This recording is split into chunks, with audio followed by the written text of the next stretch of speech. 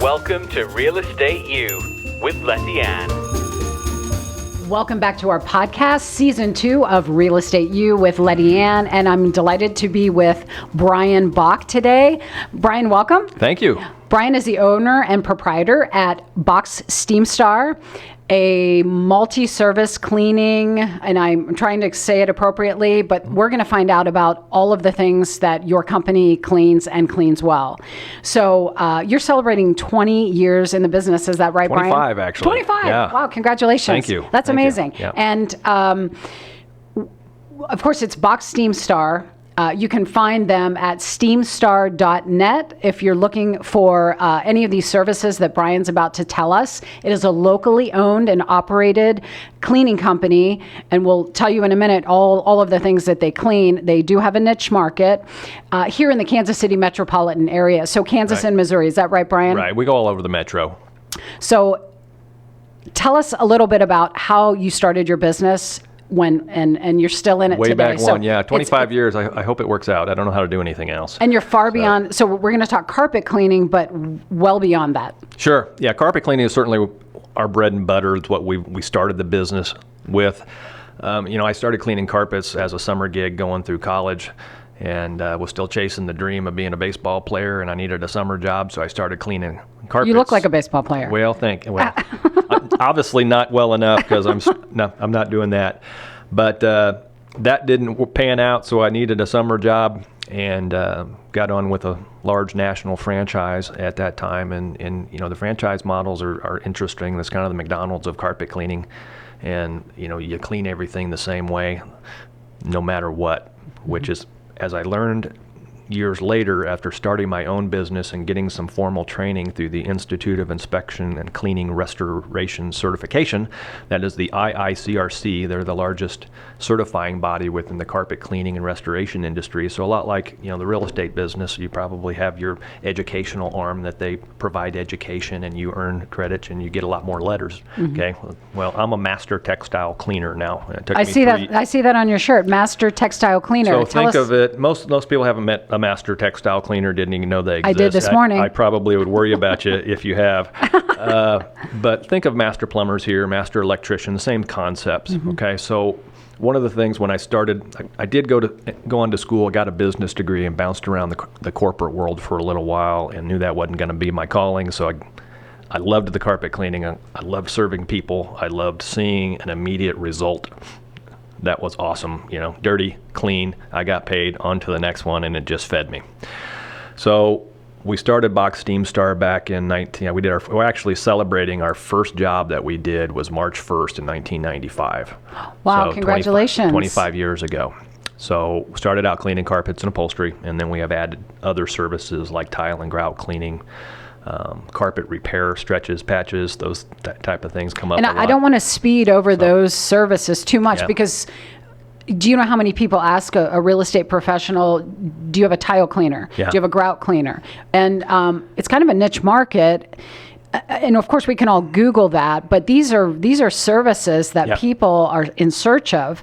So I just want to kind of rewind the tape and say, so grout cleaning, tile and grout cleaning, it's an awesome system. Think of it like a self-contained power washer with heat and vacuum recovery for your tile and grout. So it's not splattering everywhere. It's contained. In fact, I wish I would have thought of it. It's not that complicated. I'd be sitting on a beach somewhere. But when you go into the car wash and there's that little thing spinning and cleaning your tires as you drive in, they've just built a housing on it. Okay, but you need the big truck-mounted extractors to run them. Mm-hmm. Okay, so we can turn the pressures up a little bit. Now we have heat, we have vacuum recovery, and we have water pressure all working synergistically together, and that's what makes it so powerful. So it can get into the micro pockets of that grout channel much better than brushes. Okay, you can get down with a toothbrush and you can clean your grout lines. Okay, and problem is, at some point we have to lift that out of that recessed grout channel. Doesn't the grout sometimes come with it as well? If it's like little pebbles sitting in there, yes. I mean, it's not so much water pressure, like peel the paint off your house water pressure. Okay. It's more about just enough to get in there and loosen soil. So these would be tile floors? Yeah. Slate floors? Slate is awesome with all the clefts. It's hard to clean. It's so hard to clean slate. Sometimes we can help with Grout Haze removal too, that they can't get it all. So Grout Haze. Yeah. Yeah. So I never heard of a Grout Haze, but I'm going to look for it now. Yeah, grout haze is when they install the tile and they spread the grout all over the face of Oh, the of tile. course. And they don't get it I off. never knew that that's what it was. We all try to rub it with our fingers, yeah, and once then it you dries, can't. it's difficult and you to got a remove. knife in there trying to get it off. So wow, that's probably some really detailed work. Yeah, and we're talking cementitious grout. If it's epoxy grout haze, good luck to you. Get a jackhammer out. But Wow. Yeah. So, in cleaning stone, would that be like someone's fireplace stone, or is it inside, mostly, outside stone? we do some we do showers, we do some things like that too. Those are kind of hit and miss. We need to see them. So let's go back. So if we're talking grout and tile cleaning, I know we spoke about floors. Mm-hmm. So you're saying floors are the main one. Not so much the shower The vertical tile. surfaces we can totally do. When the corners, you've got all that mold and everything that starts growing in. It's really in the caulking. That's more of a handyman job. But that's what they want cleaned. Yeah. Yes. So we can help them with some. There's still soap scum. There's mineral deposit. Okay. So I tell people, look, let's start with cleaning and see what cleaning solves. It's because it's cheaper than cutting. And then the handyman can come in behind us, remove caulk, replace caulk, and that usually takes care of most situations. For people watching now, and because we all have that situation going on in the shower and the tub area, do you have any advice for something that somebody could do at home on their own just to sort of prevent that from, even start? Is there some kind of quick fix, or throw some vinegar on it, or do you have a special technique? Depends on what you have. And back to your earlier question about what a master textile cleaner does, we identify surfaces, we identify the soil conditions that are affecting that surface, and then we design cleaning protocol, products, procedures, systems that can handle based on all that information, which is much different than the franchise model that says, this is the way I clean. Okay, it's kind of the McDonald's version. Mm-hmm. Okay, this is my hamburger, and I'm going to duplicate. I don't care. I just want it consistent. Cleaning is not like that. Anybody that's done a load of laundry understands this. Okay, there are certain tweaks that we need to do depending on what we're presented with. So, would you put vinegar in a shower? I don't know. You might etch a travertine with vinegar. Oh, no. Because it's an acid-sensitive stone. You just put an acid on there. Know what you're doing. That's what you're saying. There's a lot more to it. Okay. Okay, and if I've learned anything in my time in this business, is the chemistry is more important than anything that we do. In having a working knowledge of how certain products affect different fabrics and surfaces, that's what we learn in our IICRC training. I mean, you're an absolute wealth of information. Do you do just consulting if somebody wanted? Well, we do sometimes. I mean, it probably all starts with the consultation to see how can we remedy your situation. And that's the thing. When I started in the business, we wanted to be like we would try to ballpark a price over the phone because that's what everybody did. Right. And then you'd get out there and it wasn't what you thought it was. And you're like, oh no, we need to do this, and then the price changed, and nobody was happy, and they thought you were just trying to pull one over on them. So we decided years ago that's just a bad way of doing business, but we have to go out beforehand, and that's probably a good selling point for us now, where we can see things and say, hey, here's the issues, here's some options. And once we started learning more, there's always options when you really know what you're doing, right? Mm-hmm. Okay, so we give those options out there. And you're not there, you haven't set the whole house up the night before trying to have something done only to find out it can't be done. So let's have a conversation about it first. We go, it only makes pretty sense. much what I do most of the day. So, we call it a free on-site consultation, which is a little bit unique. But then you know what to do, how to do it right, how to get it resolved. And they know the price. Yeah, and they know the price for what's going to happen. And then if that all makes sense, then we send a crew out there, and guess what? We're prepared now too for the time that we're going to be in. Mm-hmm. What's that do to a route? Okay, it's much more orderly. The guys do a lot better job because they don't get surprised and they're trying to rush through things and just to get their routes done. Mm-hmm. Okay, so it's just a terrible model. In our industry, is probably one of the worst at it. In trying to price stuff over the telephone. And we would have to be impossible because they're just simply when I worked at only way you can in do a greenhouse, it is they're like, I have this leaf, it's green, and it's dying. Yeah. I'm like, okay, that's every plant. And it frustrates some people, certainly when they call in and they want pricing and they've called 5 different people and they've gotten prices thrown at them. We just won't do it. And we've because just all they want learned- to know is the square footage or how big's the space, what's the Yeah, square material. footage is a tool we use to get to pricing sometimes. But again, we have to look at what we're doing. Okay, how are we going to solve the problems? So and I love that you're solving problems. And let's go back to like dialing in a little bit more of your services. We talked about what your ability to clean. So you also said hardwood floors. Yes, that's our newest service. Tell us about that. It's not a sanding system, right? okay. There's no abrasion here, but most floors that we see are just getting all the grunge off. I'll say Like- it's a deep cleaning machine. Okay, that goes over like a there. softer. There's a cylinder brush on the front of it. Okay. And imparts an intensive floor treatment on it. Okay. So we're bringing that alkalinity up to cut through the oils and soils that get driven into the finishes. Your beveled edges on your engineered flooring sometimes needs a little bit more. And there's a vacuum system right in front of that brush and right behind it. Okay. That's picking up. So you're not leaving it wet. Okay. But we are extracting that. And then we got to go over it again to neutralize that floor.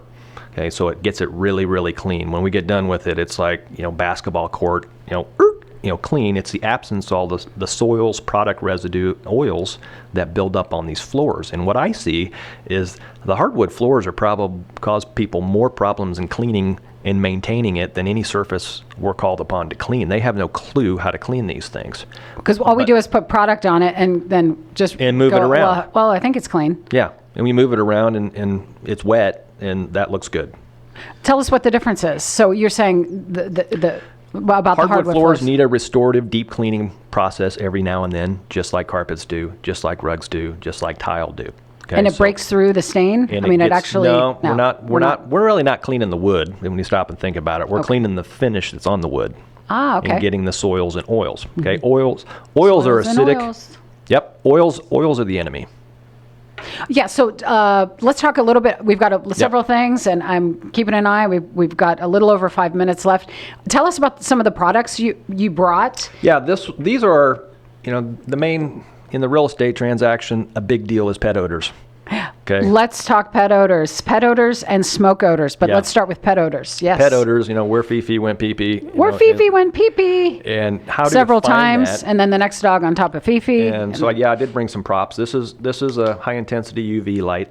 Okay, we all go CSI. Urine light? It's What? Shut out the lights, Andy. Let's see if there's anything around. Yeah. Really? That is for urine? Yeah. So it's very powerful. It looks like a little flashlight. My first ones look like a radar gun. These things are more powerful and smaller, but this is not something you'd buy in a So when it store, comes across some urine on carpet, what it makes it glow. All you're doing when you do that is you take the dye in the urine and you cause it to fluoresce. Okay, so we make pee shine. So then we on a business card. put that we make pee shine. Yeah. And this now you need to understand what you're seeing, and I've seen cleaners do this. And they scare the heck out of people because a lot of things will fluoresce, and you need to understand what you're seeing, and that's where expertise comes in. Okay, if you sat me down in front of the radiologist and had to look at a X-ray, I could come up with some really interesting theories, but I'd probably be wrong. So I can't get one of those. You have to know what you're flashlights. seeing. So know what you're a lot seeing. of things will fluoresce. They may not be urine. Okay. Here's another tool that we help to narrow that in a little bit, and this is a moisture meter. Okay, the hydrophilic salts are problematic. The urine dries. The salts that dry in there draw humidity back into it, and then it starts off-gassing that odor again. That's why we smell it when it gets humid out. Oh, and it really ramps up. It's bacteria that's decomposing and kicking out ammonia gas. Okay, so this will test it. And the moisture in my finger picks up. So those hydrophilic salts will draw in enough moisture where I can identify it. And urine's really the only thing that will do that. So if little Johnny spilled Kool-Aid 6 months ago and you cleaned it up, you don't see a visible stain. It might still show up under UV light. There's lots of opto brighteners and cleaning agents that people do their own home with that shouldn't be there, by the way. They're damaging to stain-resistant coatings. But those will make the whole carpet will start glowing. And I had a carpet cleaner tell a customer the other day that they spread it all over the place, charged them $2,000, and it didn't solve the problem. Oh, no. Okay. So you're saying the moisture meter and the urine stays, this is crazy, because of the humidity and the alkaline in the urine, it will always stay moist. They're alkaline. They're Even alkaline 6 months salts. later, 6 weeks later, Yeah. especially when the weather starts getting warm. Yeah, come around May, our phone starts ringing off the hook. So it's for this always stuff. there. It's always there. And regular carpet cleaning chemistry is not designed to break all that stuff down. We have products that. One of those would be, yeah. Okay. But we have to contact the odor source to be effective. I love the CSI for carpet cleaning. Where is it? Great. Is it down in the pad? Is it in the subfloor? Is it just some surface stuff? So let's go do a pet odor inspection. Okay, that's one inspection you won't have to pay for in the real estate transaction. How cool is that? Pet odor. Okay, and that's what we do. And we'll come out, take a look at it. Now, I won't write a report up. If you need reports written up, that's going to, we've done that. But that's going to cost some money to make me have to type. So it's a verbal, right? Right, It's but we can put things on the estimate. Here's what I'm seeing. Here's Mm-hmm. what it would cost to remedy that. And sometimes the remedy is new carpet, and we'll certainly tell you and be honest with you about because that too. it can be, because once the dog goes and it goes on top of the same smell, it goes on top, And it depends. Some carpets have a rubber backing now. Maybe you have that carpet, and we can treat this and save that carpet. So, but isn't it you all have to just sort of spreading out under there, even if it's got a rubber backing? It's like it just kind of. There's new carpets now. They put one more backing structure on, and it's really new to the market that it will not go through there at all. Now, what you're talking about is the pet pads. Okay, there's a Tyvek skin on top of the pad that doesn't allow it, and that's good, but it still gets underneath there. I would think it does. Okay? I've seen and then those. there's regular padded that has it saturated. And I got one other tool here Awesome. I'd like to show off. Yes, please. This is called a water claw. This is A water what? It's called a water claw. Water claw. This allows us to clean into the pad from the surface of the carpet. Is this for pets or for anything? This soda pop spills, anything that we think has gone into the pad. A deeper extraction. We've been trying not to send water past the backing in carpet cleaning for 30 years, and we've done a good job of that. Makes sense. Right? You don't get the pad all wet and it causes mold, all those things that you hear. These water claws now, we take a sanitary product, which these things are really souped up hydrogen peroxide with an encapsulating deodorizer to it, and we flood it. We do what the dog did and get down to the source, and then these things we borrow really from the water restoration guys, the flood industries. This is what they would deflood the pad with in your basement if you got water in it.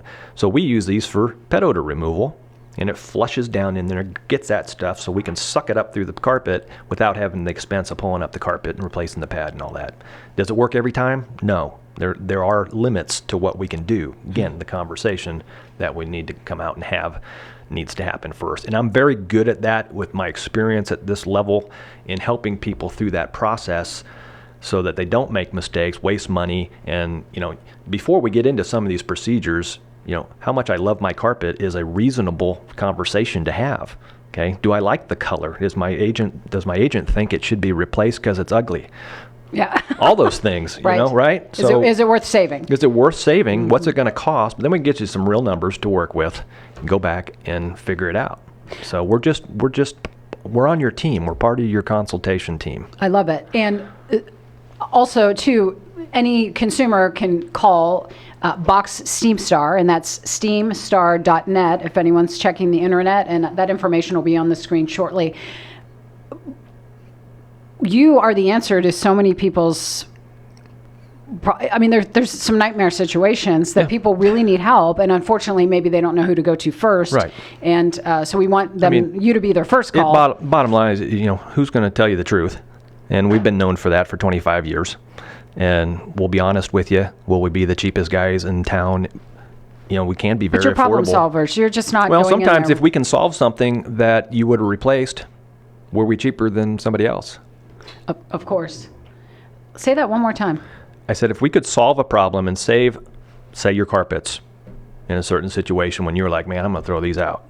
There's Because no way. We can't do this. We Yep. can't do this because you didn't even know processes like this existed. Yeah. Well, we're telling Maybe the world we now, saved. which is great.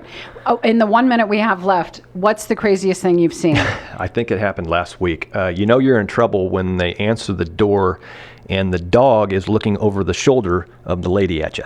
On the back hind feet? No, it was the Marmaduke dog. Whoa. The dog was huge. Wow. And it had torn up this place, and it's one of, you took 2 steps in there and you just said, that's probably a replacement issue. But, so just big dog and just a lot of urine. So was it kind of? Yeah, it was toast.